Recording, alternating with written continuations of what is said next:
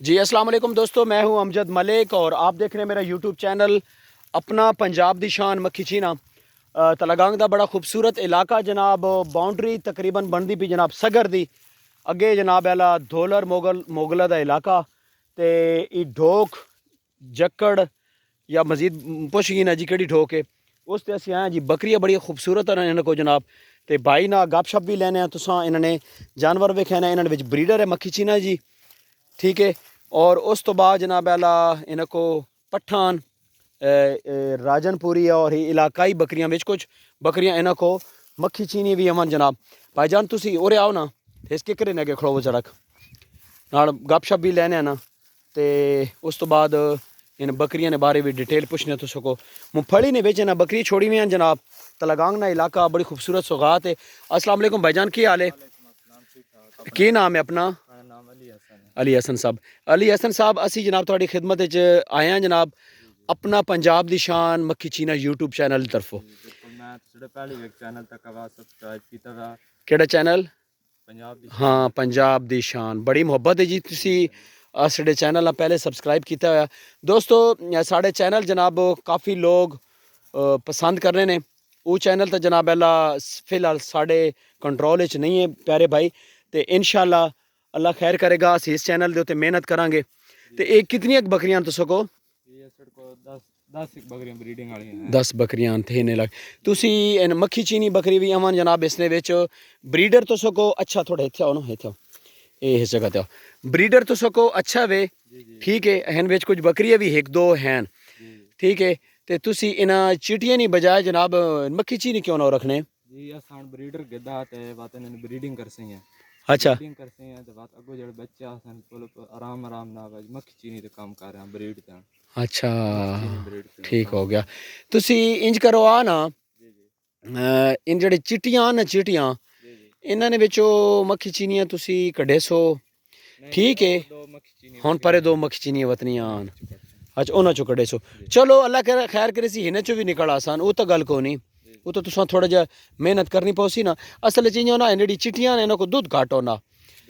हाँ जी, नाले जेह्ड़े बीमारी ने खिलाफ जेह्ड़ी कुवत मुदाफत है ना वो भी इन्होंने घट्ट होनी। वेखो ना भेड्डां भी बड़ी सोहनी रखियां हुई। चलो तुसी शौक अपना रखो। बकरा जेह्ड़ा तुस कवे ना बकरा तुस को अच्छा वे, ठीक है ना। वो जेह्ड़ा बकरा परे वतना ना वो अजी दोंदा हो गया कि नहीं? अजी नहीं खीरा। हाँ जी कितना?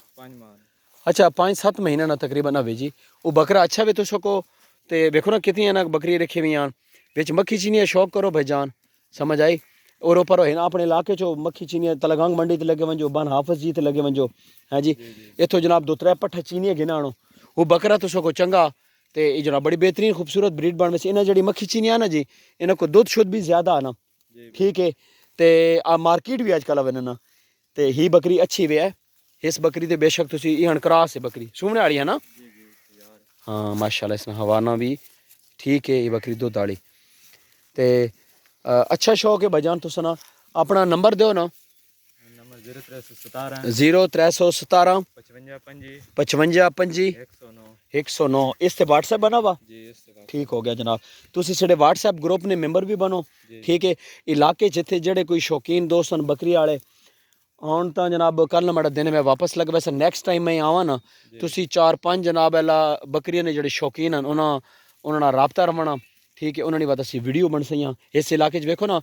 हुण अगले एरिए उत्थे गए हैं मोगले ने इलाके जावेद साहब को अच्छी बकरियां बकरे भी रखे हुए हैं।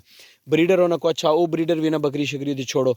तो बड़ा प्यारा जा शौक है दोस्तों। बकरियां मूंगफली ने चराई करनी पियां जनाब आला।